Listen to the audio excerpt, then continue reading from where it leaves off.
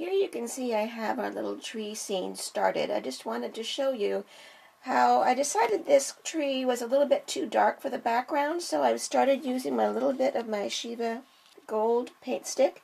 If you want to make your branches just a little bit lighter, give them a little bit more contrast against the background, just smear a tiny bit on with your finger. Use the stick just like a giant crayon. It smooths very easily.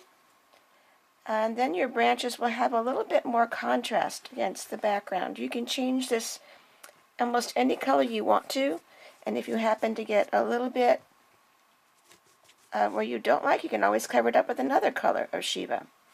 Now what I've done, you can see, is I've ripped up my Lutradur into pieces. This is the one that has the fusible webbing on the back of it, and I've placed some pieces behind my tree because I want to give this a three-dimensional look. Now I'm going to pull the tree down, and then I'm going to take a pressing sheet and a hot iron, lay that on top, and then iron all those pieces of tree to the background, making sure I'm not touching anything else that isn't covered by the pressing sheet. And then, once those are down properly, you have to make sure they're actually stuck the right way to your piece. Sometimes I get them upside down.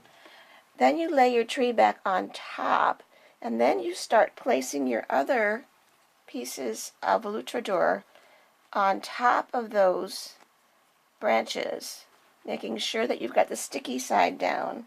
And you can pretty much stick them down to start with. Some of your branches may have turned around. Just give it a little force and turn them by hand.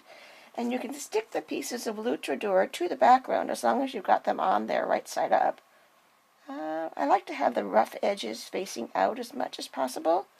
And you want to be able to see through your tree just a little bit so that somebody can tell you did work hard enough to put pieces behind your branches as well as on top of them. And you just keep putting these little orange pieces or whatever color your tree limbs are on top until you have enough. And then when you're sure you have enough pieces on, which I don't know what happened to the rest of them, but then you'll cover it again with your pressing sheet, and a little bit more selectively this time. So after those pieces you just applied, and iron them all down to the background. Okay, I'm going to find the rest of my pieces and do the same thing with it. You don't want your tree to be too full because then you can't see through it, and you do want to see through it just a little bit.